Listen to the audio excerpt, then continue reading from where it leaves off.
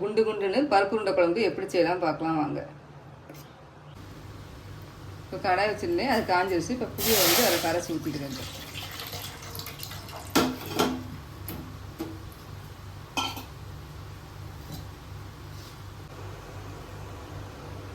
புளி வந்து திரும்பவும் தண்ணி ஊற்றி கரைச்சி ஊற்றிட்டு இருக்கேன்.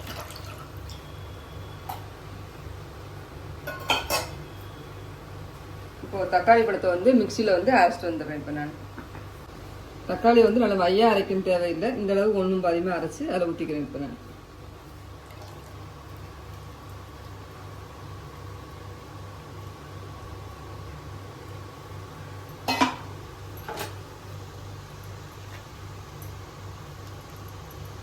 தக்காளியும் புளியும் வந்து எனக்கு ஊற்றிட்டு இருக்கட்டும். இப்போ வந்து இதில் மசாலா பொடியை நான் கரைச்சி ஊற்ற போகிறேன். ஒரு கிண்ணம் எடுத்து வச்சுருக்கேன், அதில் 5 ஸ்பூன் வந்து வீட்டில் அரைச்சி புளிக்குழம்பு பொடியை போடுறேன். இப்போ தண்ணி ஊற்றி இதை கரைச்சிக்கிறேன்.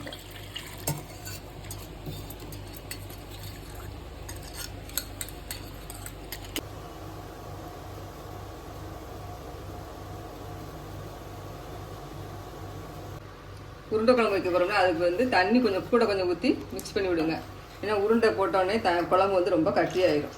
இப்போ எனக்கு இந்த அளவுக்கு தேவைப்படுது, நான் ஊற்றிக்கிட்டேன். இப்போ உப்பும் அதிலே போட்டுறேன். இப்போ கல் உப்பு தான் இப்போ போட்டுக்கிறேன். இப்போ நான் குழம்புக்கு வச்சுட்டு இருக்கட்டும். உருண்டை வந்து இப்போ எப்படி செய்யலாம் பார்க்கலாம்.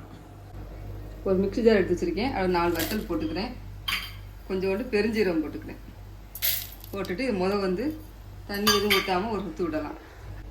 இந்த அளவுக்கு நல்லா குறப்பாக அரைச்சிட்டு வந்துட்டேன். இப்போ வந்து ஊற வச்சு வடிகட்டி வச்சுருக்கேன் பருப்பு, அதை கொஞ்சம் கொஞ்சமாக போட்டு அரைச்சிக்கிறேன். இப்போ 3/4 பங்கு வந்து கடலைப்பருப்பு போட்டிருக்கேன், 1/4 பங்கு வந்து துவரம்பருப்பு, ஒரு 2 ஸ்பூனுக்கு வந்து உளுந்தம்பருப்பு. இது 3 வந்து 1.5 மணி நேரம் ஊற வச்சு தண்ணி வடிகட்டி எடுத்து வச்சுருக்கேன். இப்போ மிக்ஸி ஜாரில் கொஞ்சம் கொஞ்சமாக போட்டு அரைச்சிட்டு வந்துடுறேன். கொஞ்சமாக அதை போட்டுட்டு 2 சுற்று, ரொம்ப மையாக அரைச்சிடக்கூடாது, குறப்பாக அரைக்கும். உப்பு கொஞ்சம் போட்டுக்கிறேன். தேங்காய் கொஞ்சம் மிக்ஸி ஜாரில் போட்டு அரைச்சிட்டு வந்திருக்கேன், அதே ஊற்றிக்கிறேன். இப்போ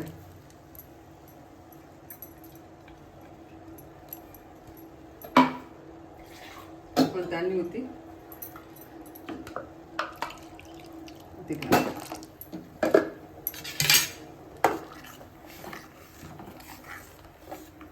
தேங்காய் சீல் வந்து பொடிசாக கட் பண்ணியிருந்தேன், அதையும் போட்டுக்கிறேன். இந்த மாதிரி பொடிசாக கட் பண்ண வெங்காயம் கருவேப்பிலை வந்து அதோட போட்டு மிக்ஸ் பண்ணிக்கிறேன். எல்லாத்தையும் நல்லா ஒன்றா கலந்து விட்டுட்டு நம்ம உருண்டை பிடிக்க போகிறோம். இப்போ வந்து உப்பு பத்தாமல் இருந்தால் செக் பண்ணி பார்த்துட்டு உப்பு போட்டுக்கோங்க. உப்பு மிளகா வத்தல் எல்லாம் காரம் கரெக்டாக இருக்கான்னு பார்த்துட்டு உருண்டை ஊற்றலாம். இப்போ இந்த அளவு நல்லா உருண்டை பிடிச்சிக்கலாம்.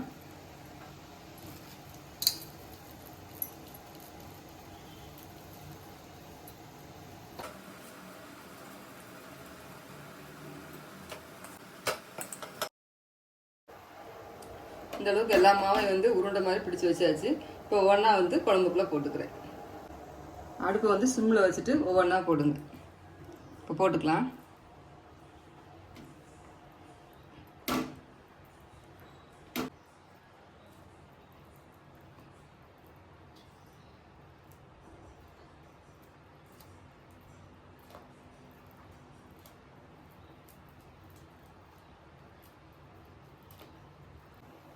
இப்போ எல்லா உருண்டையும் உள்ளே போட்டாச்சு. இந்த குழம்பு வந்து 10 நிமிஷம் கொதிக்கட்டும்.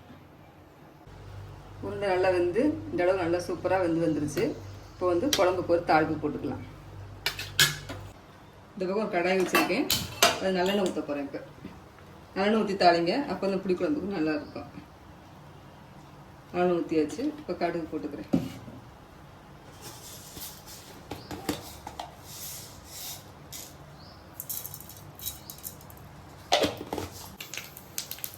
இப்போ கடுகு நல்லா வெடிச்சிச்சு. வெங்காயமும் கருவேப்பிலையும் போட்டுக்கலாம்.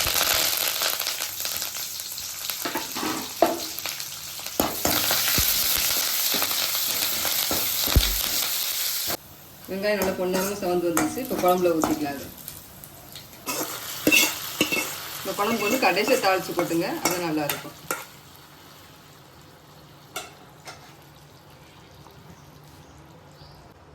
உருண்டை குழம்பு சூப்பராக ரெடி ஆயிடுச்சு.